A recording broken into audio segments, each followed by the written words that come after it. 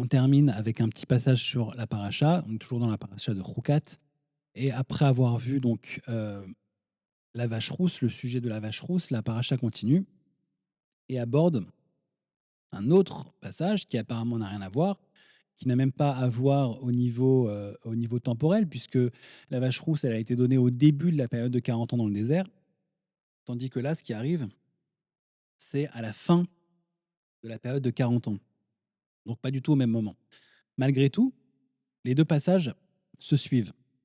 Donc après avoir parlé, avoir donné les lois de purification, etc., la Torah dit Vayavo Bene Israël, et les Bene Israël sont arrivés, Kol Haïda, Midbar Sin, toute la communauté est arrivée dans le désert de Tsin, et Bachodash Harishon, dans le premier mois, Vayeshev Ha'am Bekadesh, le peuple s'est installé à Kadesh, Vatamot Sham Myriam, et là-bas mourut Myriam, Vatika Versham, et elle fut enterrée là-bas. Et donc, juste après avoir parlé du caractère sanctificateur, purificateur de la vache rousse pour le peuple juif, la Torah continue avec la mort de Myriam. Pour nous indiquer, dit,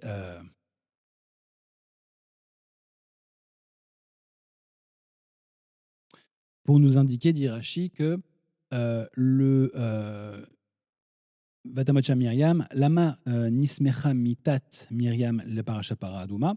Pourquoi est-ce que l'épisode de la mort de Myriam suit l'épisode de la vache rousse? L'Omar Lechas pour te dire Ma korbanot mechaprin, ce que les korbanot réparaient, Af mitat tzadikim mechaperet, de même la mort des tzadikim répare et expie la faute du peuple. Donc on voit que la raison pour laquelle la paracha juxtapose la para Adouma avec la mort de Myriam, c'est le caractère expiatoire. C'est la mort des tzadikim, la mort de Myriam.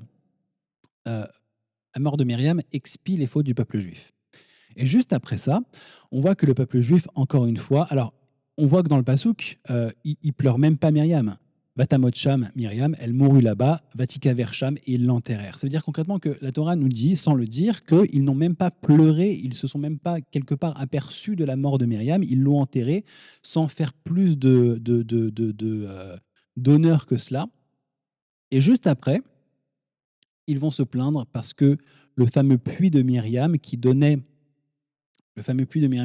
donc de l'eau à tout le peuple a disparu. Et donc ils se retrouvent sans eau. Et encore une fois, le peuple juif perd confiance en Hachem. Et donc à chaque fois, jusque-là, hein, à chaque fois, à partir du moment où le peuple juif est sorti d'Égypte, à chaque fois que le peuple juif a eu une épreuve, à chaque fois le peuple juif a perdu espoir et a démontré une certaine faiblesse d'esprit. Et je pense qu'aujourd'hui, nous, on est un petit peu dans ce cas-là, pas de faiblesse d'esprit, mais au contraire, on est dans une situation d'épreuves qui se suivent les unes après les autres. Et je pense que la réponse à ça, ce qu'on voit dans la Torah, c'est la Emouna, la foi en Hachem, la foi absolue en Hachem. Je pense qu'il n'y a pas d'autre solution que d'avoir absolument et 100% foi en Hachem.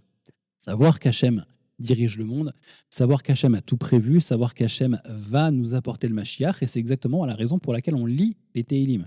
C'est pour, on le rappelle, que Hachem protège la terre d'Israël, pour lui donner des armes pour protéger la terre d'Israël, pour lui donner des armes pour protéger nos frères et sœurs en Eretz Israël, et surtout, et avant tout, pour avancer et faire que l'arrivée du Mashiach se fasse très rapidement et qu'on puisse le voir très très vite. Et moi je vous dis à très vite.